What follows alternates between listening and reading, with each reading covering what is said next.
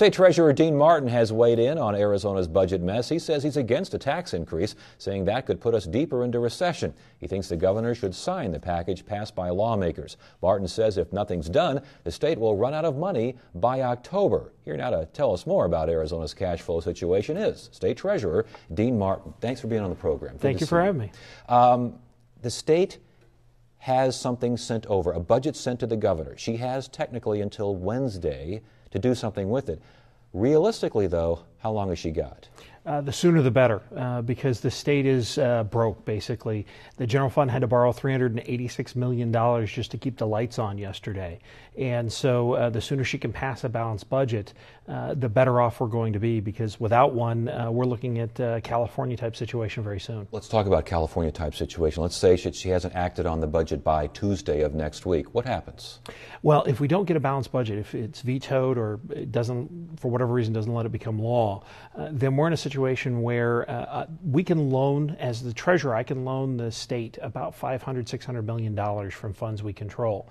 Beyond that, we have to go to outside banks. The problem is the banks have said, we can't loan you any money unless you can pay us back. The state's no different than an individual, and without a balanced budget, you can't do that. Our forecasts show that could happen as early as the mid to latter parts of October. You're saying $500–600 million now as far as borrowing. That's what interagency? Interagency borrowing. That's what we can do from other state funds that we can control. We can lend to the general fund.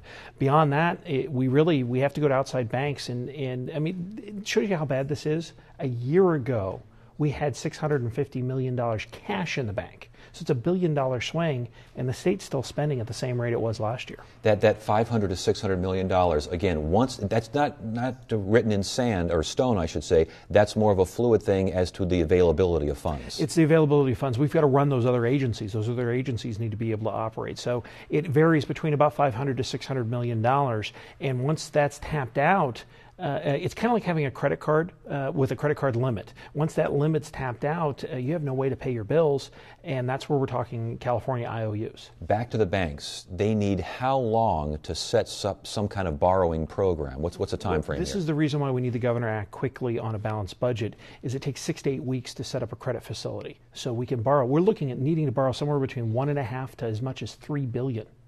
Can that be expedited, though, considering the situation? We are working right now to set one up on the assumption that we'll get a signed balanced budget in time for the underwriting process of this. So we're starting that process now, but this has never been done before. I mean, the last time the state was even in the red was back during the Great Depression.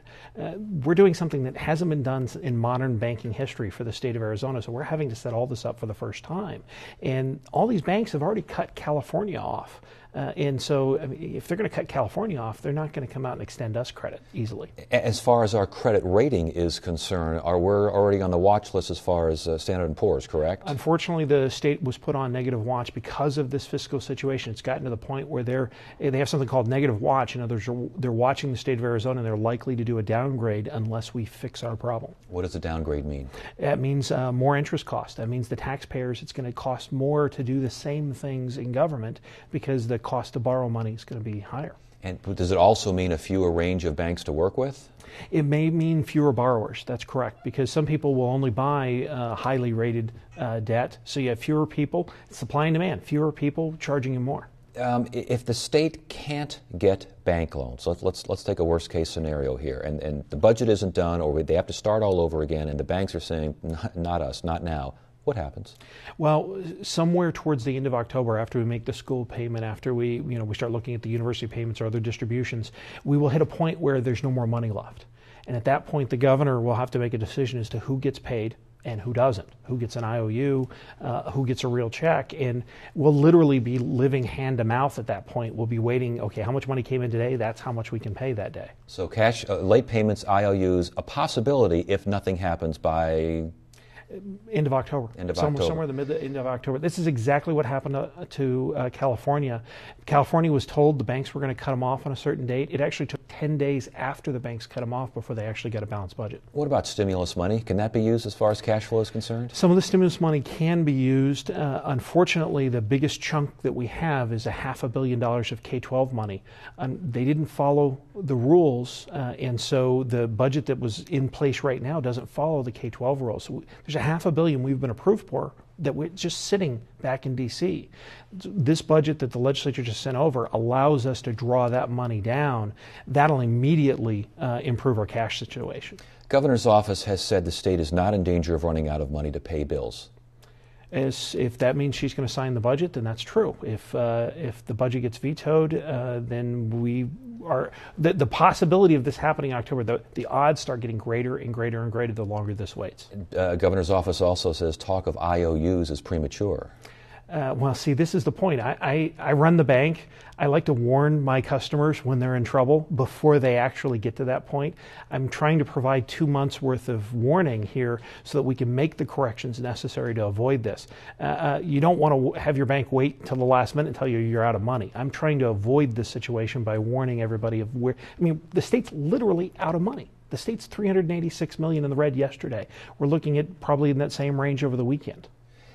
Your ideas on what the legislature and or the governor should be doing now, should have done back then? Well, this idea of a sales tax increase is really not going to help this year's budget. It's really a 2011, 12, 13 issue. We have a need for a balanced 2010 budget right now. What they need to do is what essentially was done for them when the Senate couldn't get the votes: send up the 2010 budget, sign that, and start all over for 2011. We really can't hold 2010's balanced budget hostage any longer. We need that to operate because we're 2 months in. You've said, your quote was, you've been very disappointed with Governor Brewer. Explain. Well, there's an old adage, there's 1,000 ways to skin the cat, and I don't think there was enough flexibility to allow for, a legislature. You've got 90 people who all have different ideas on how to do things, and you need some flexibility in order to get things passed. I know, I serve there, and not everything goes exactly to plan.